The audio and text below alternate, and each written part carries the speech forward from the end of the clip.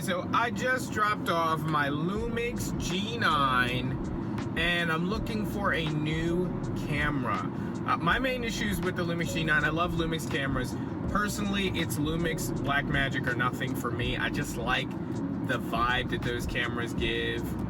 It's the picture, really it's the picture and how easily it's turned into what people know as cinematic image quality, since that's kind of what I go for, I like to do in my videos. Anyway, the main issue with that camera was record limit. It has a 30-minute record limit, and I just don't like I don't like record limits, especially because I do a lot of different video work. It's not just YouTube. That may take 15-20 minutes of shooting, which is fine. It's when I'm shooting events or working for clients, and 30 minutes just is not going to cut it in a professional environment where they're expecting you. Sometimes I'm shooting 2-hour lectures and they're 2 hours straight, so I have to get a whole different camera just to be able to get the parts where I have to quickly hit the record button again when it stops recording.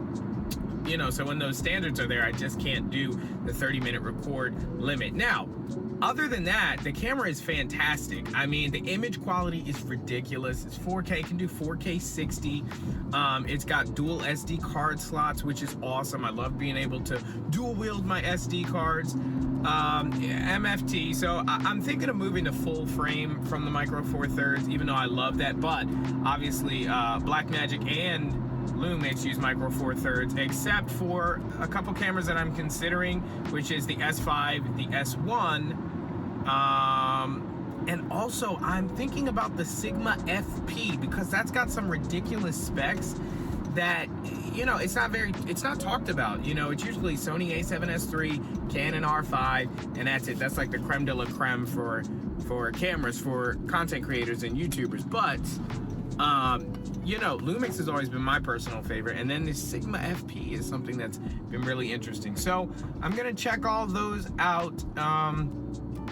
Blackmagic Pocket 4K is something I've been looking into. Maybe the 6K. I don't do a lot of cropping, especially if I got the right lens, and I usually like that angle. And even at 4K, you're cropping in and you're getting 1080p, so that's fine for me.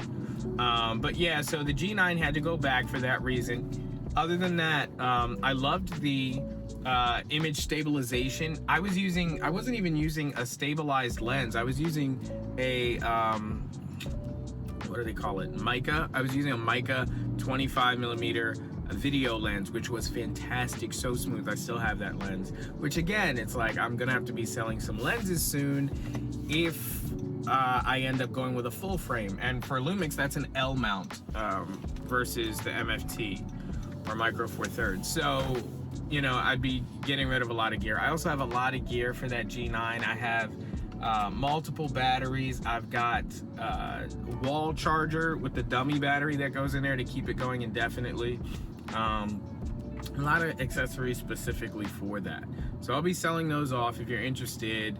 I'll link to my Mercari page. That's where I sell some of the gear that I have. So yeah, so that's really what I'm looking at right now in terms of cameras to replace the G9. I've also used the G100.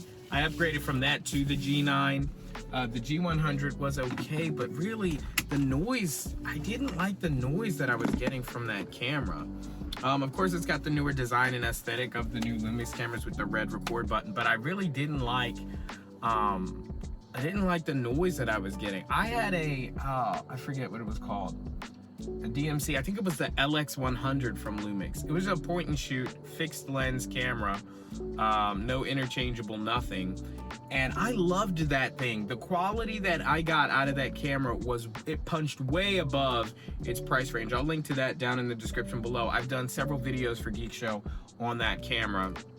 I've done a lot of projects on that camera as well, actually. Fantastic image quality. But I moved on from that because, well, I broke it. It is what it is for now. Anyway, I got a ton of videos coming up soon, including a review. This is hard for me to do as an Apple fanboy, but HP, they're trying to get me, man. They're trying to get me, and I'm scared. They sent over their Z2 Mini workstation, which is a beast of a machine. We're talking terabyte of storage. I think it's got 64 gigs of RAM, ridiculous A2000 graphics card. It's a beast of a machine. I've been using it with DaVinci Resolve since that's the real one-to-one. I could use Premiere, but I like DaVinci. I think it's one of the best performing NLEs out there. Final Cut obviously isn't compatible with PC, and the thing has been a monster so far. It's torn through everything that I've thrown at it.